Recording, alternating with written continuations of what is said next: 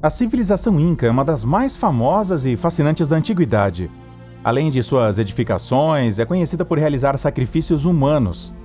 Uma das mais impressionantes era a Capacocha, onde eram sacrificados menores. Existem dezenas de múmias como prova dessas práticas. A Capacocha se traduz como obrigação real, um dos rituais mais importantes do calendário Inca, no qual eram sacrificados meninos e meninas que eram selecionados em funções de sua saúde, aparência física e família. Era realizada em festivais em homenagem aos deuses, para a coroação ou morte do governador Inca, e também para promover boas colheitas ou evitar desastres como pragas, secas, fomes ou erupções vulcânicas. Para as capacochas imperiais de cada um dos territórios incas, foram enviados Cusco, vários meninos e meninas entre 6 e 10 anos bonitos, sem nenhuma doença, mancha ou cicatriz, e de boas famílias, principalmente filhos de chefes. Para eles, eram os seres mais puros. Suas famílias entregavam o filho ao Estado como homenagem. A maioria deles considerou esse ato como uma grande honra. No caso das meninas, poderia ser feita uma exceção quanto à idade, até os 16 anos, desde que ainda não tivessem tido relações sexuais. Aproximadamente um ano antes do sacrifício, o menino ou a menina era escolhido. Caminhavam longas distâncias em direção a Cusco. Ali, o Inca precedia as cerimônias de escolha da criança que seria sacrificada. Os menores eram escoltados por um grupo de padres e companheiros até a cidade.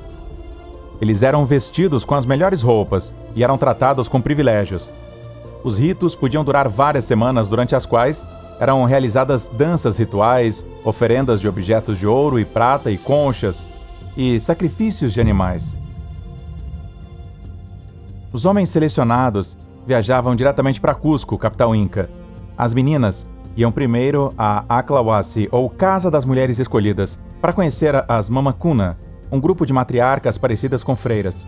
Essas mulheres eram responsáveis por educar as meninas na arte da tecelagem, da costura e do preparo da chicha, bebida espiritual. Nem todas aquelas que alcançavam a Mamacuna estavam destinadas a morrer em sacrifício.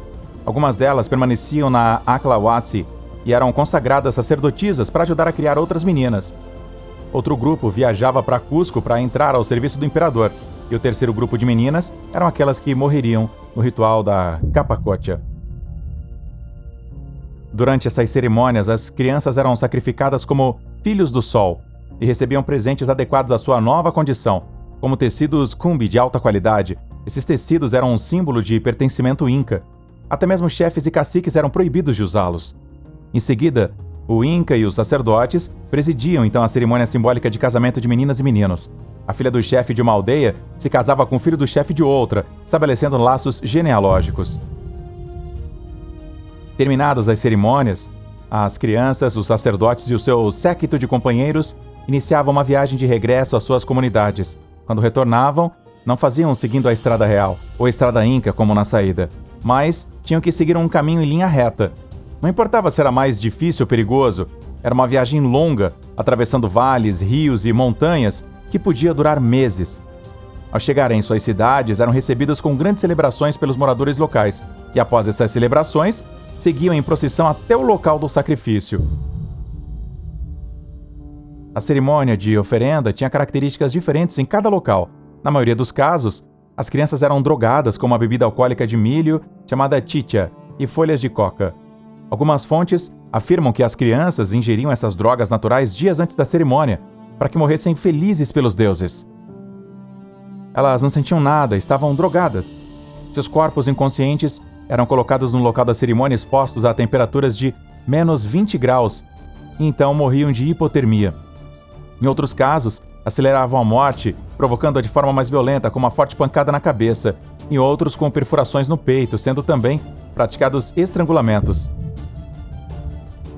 Os sacrifícios humanos eram considerados um meio de estabelecer uma conexão direta com os deuses. Através destes rituais, os incas procuravam obter o favor divino e garantir a proteção e prosperidade do seu império. Acreditava-se que as vítimas sacrificadas agiam como intermediárias, levando os pedidos e necessidades do povo às divindades. Por outro lado, estes rituais serviam para reafirmar a hierarquia e o poder do governante, que era considerado um representante dos deuses na Terra. A participação nestes eventos fortaleceu a identidade e a unidade da comunidade. ao reunir os seus membros em torno de uma causa comum e sagrada. Até o momento foram encontradas diversas descobertas relacionadas a Capacotia. Os corpos mais famosos encontrados são a Rainha do Morro, o Menino do Morro El Plomo, a Múmia Juanita e os filhos de Jujajaco. A Rainha do Morro, também conhecida como Múmia do Cerro Chusca, é uma múmia encontrada na província de Salta, Argentina, no Cerro Chusca. Estima-se que ela tinha entre 8 e 9 anos de idade e que foi sacrificada entre 1400 e 1532 numa cerimônia de Capacotia. Seu túmulo foi encontrado entre 1920 e 1922 por um baquiano e um mineiro, que atacavam o túmulo com dinamite. Extraíram o corpo mumificado da menina junto com tecidos e objetos de grande valor. Eles levaram a múmia para Tolombom, e os habitantes a batizaram em homenagem à Rainha da Colina. Enquanto estava lá, colocaram velas ao redor e lhe deram oferendas. Pouco depois, apareceu um comerciante e colecionador chamado Pedro Mendoza. Comprou-a e a transferiu para Cafayate, para agregar esta peça ao seu grande acervo. Ele a exibiu em uma de suas grandes casas, cobrando a entrada para vê-la. Algum tempo depois, Mendoza vendeu a múmia para outro colecionador, Perfecto Bustamante, que também expôs a múmia em seu estabelecimento comercial. Foi então vendida para Absjorn Pedersen, em troca de uma instalação de gás. Pedersen era engenheiro e arqueólogo amador. Ele depositou a múmia no porão de sua casa junto com outros objetos arqueológicos, onde permaneceu sem cuidados durante 50 anos, e mais tarde passaria por mais mãos diferentes. Tanto o corpo da menina como objetos de grande valor com os quais foi sepultada sofreram as consequências do tráfico ilegal de bens culturais, e aos poucos ela foi despojada dos itens que a acompanhavam. Após 8 décadas perambulando por diferentes coleções particulares, porões e armários, a múmia e os poucos objetos que foram recuperados estão expostos desde 2006 no Museu de Arqueologia da Alta Montanha, embora esteja em grande deterioração. Com os estudos realizados à múmia, foi determinado que a causa da morte foi uma perfuração no hemitórax direito, que entrou pelas costas. Isso é reforçado pela expressão de dor que a múmia apresenta. O cabelo da múmia estava penteado com tranças finas. Chamava a atenção que não tinha sapatos, mas é possível que tenha perdido no momento em que mudou de dono. O mesmo acontece com as estatuetas e objetos de ouro e prata que, segundo dados, teriam acompanhado a múmia. Os locais chegaram a mencionar quantidades de 4 a 5 quilos de ouro e outras tantas de prata, mas provavelmente nos anos da descoberta, alguém os teria guardado. A deterioração sofrida fica evidente na comparação com fotografias obtidas anteriormente. A múmia perdeu completamente o nariz, quase todo o cabelo e grande parte da pele do crânio. Também não se sabe ao certo quantas peças do enxoval foram perdidas. Outro caso conhecido de sacrifício inca é El Niño do Cerro El Plomo. Foi a primeira descoberta de um corpo excelentemente preservado em grandes altitudes no Cerro El Plomo. Foi encontrado por 3 homens que iniciaram uma excursão em busca de algum tesouro. Primeiro, eles encontraram a criança, com os braços entrelaçados nas pernas e a cabeça apoiada no ombro e braço direitos. Antes de morrer, cobriu as pernas com a túnica curta, tentando se proteger do frio intenso. Seus olhos estavam fechados e parecia estar dormindo pacificamente. Os caminhantes passaram a noite na montanha e no dia seguinte, optaram por descer apenas com os objetos, sem o corpo, que deixaram enterrado e escondido em uma caverna. Eles então tentaram obter recompensas por sua descoberta. Finalmente receberam um pagamento de 45 mil pesos para integrá-lo ao acervo do Museu Natural de História do Chile. Graças às características do clima, o corpo foi preservado em ótimas condições, dando a impressão de estar diante de um indivíduo adormecido que poderia acordar a qualquer momento. Quando a descoberta foi feita, tratava-se de um cadáver congelado e a sua conservação se deveu unicamente à sua permanência durante vários séculos num ambiente cuja temperatura era inferior a 0 graus. O processo de mumificação começou com a transferência do corpo para outras condições climáticas, onde os descobridores o mantiveram durante 5 semanas e posteriormente em Santiago, no Chile. Mas de forma alguma se trata de uma múmia preparada artificialmente, como as egípcias, por exemplo, mas sim o produto de um processo natural. Ele estava vestido para a cerimônia com uma camisa de lã escura, um cobertor que cobria suas costas e, nos pés, usava mocassins de couro. Pintaram seu rosto de vermelho com listras ocres e seu cabelo foi penteado com mais de 200 tranças. No antebraço direito, ele tinha uma larga pulseira de prata e na cabeça, um cocar de lã preta coroado de penas. Foi depositada em uma câmara escavada no local denominado Sepultura e posteriormente coberto com lajes.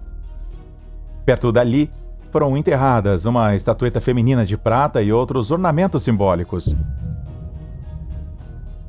Depois que os incas terminaram a cerimônia, eles retomaram a viagem de volta e a criança ficou sozinha.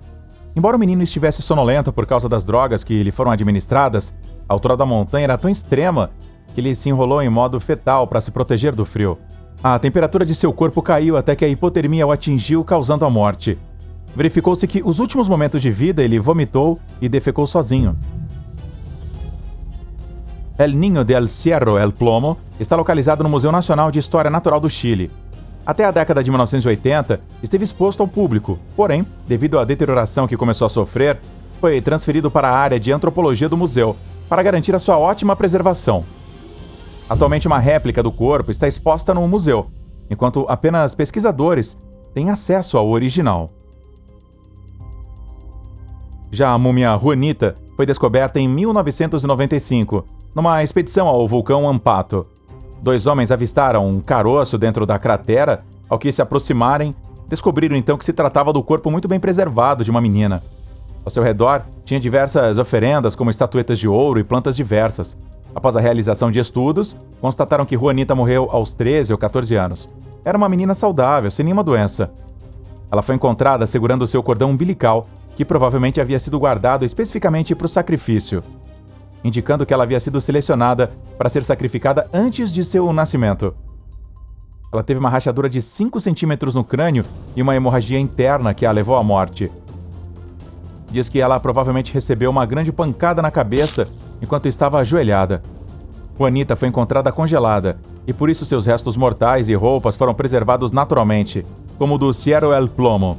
Sua pele, órgãos, tecidos, sangue, cabelos, conteúdo estomacal e roupas foram muito bem preservados, oferecendo aos cientistas detalhes da cultura inca. O corpo de Juanita está no Museu dos Santuários Andinos, no Peru.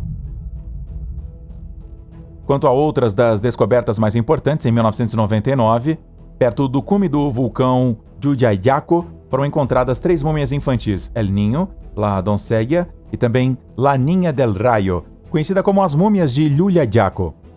Também estavam em muito bom estado devido às baixas temperaturas em que foram preservadas, e que hoje estão expostas então no Museu de Arqueologia da Alta Montanha de Salta. Embora já se soubesse que o álcool e a coca eram fatores determinantes nos sacrifícios humanos dos incas, os restos encontrados nos cabelos permitiram deduzir novos detalhes sobre a preparação desses rituais. Assim, 1 ano antes de morrer, a alimentação da Doncella, a mais velha dos filhos, mudava drasticamente. Aparentemente, naquela época, ela teria então sido escolhida para o sacrifício e desde então lhe ofereciam mais proteína animal, a qual nem todos poderiam ter acesso. As folhas de coca, que servem de matéria-prima para a cocaína, produzem, entre outras coisas, um efeito calmante quando mastigadas misturadas com cinzas. Os incas acreditavam que os estados de embriaguez permitiam acesso ao mundo dos espíritos. Este e o álcool eram substâncias que provocavam uma mudança de estado considerada sagrada. Além disso, essas drogas também ajudavam a tornar as crianças mais dóceis na hora dos rituais. O primeiro corpo localizado foi o do El Niño, de aproximadamente 7 anos. Ele estava sentado em uma túnica cinza com o rosto voltado para o sol. Ele tinha o cabelo curto, um enfeite de penas brancas enrolado na cabeça e um enfeite no peito. A segunda descoberta, a poucos metros então do El Niño, foi La Doncella, uma menina de 15 anos. Ela usava um cocar de penas na cabeça, o seu rosto ainda tinha traços de pigmentos vermelhos e restos de folhas de coca na boca. Seu cabelo estava penteado em pequenas tranças. A terceira descoberta correspondia a uma menina pequena de 6 anos que estava sentada, com as pernas dobradas e a cabeça erguida, olhando para sudoeste. Em determinado momento, o raio penetrou mais de 1 metro no solo e a atingiu, danificando parte do seu corpo e suas roupas. Por esse motivo, ela é conhecida como a Garota Relâmpago. Seu cabelo, penteado com 2 pequenas tranças que saíam da testa, e ela usava uma placa de metal como enfeite. Seus olhos estavam fechados e sua boca entreaberta, revelando os dentes. Os restos mortais encontrados de todas essas crianças nos permitiram conhecer hoje parte da história dos Incas e como eles realizavam esses sacrifícios humanos. As críticas de alguns setores desses estudos centram-se no respeito à tradição cultural, bem como em quem detém a propriedade dos vestígios arqueológicos. Estes grupos sustentam que a remoção dos corpos das crianças constitui profanação. O que você acha? Essas múmias deveriam então ser deixadas enterradas, respeitando as ações sagradas dos ancestrais? Ou você concorda com a sua utilização para fins de investigação e exposição em museus? Nos vemos nos comentários. Não se esqueça de se inscrever e deixar seu like se você curtiu. Até o próximo vídeo!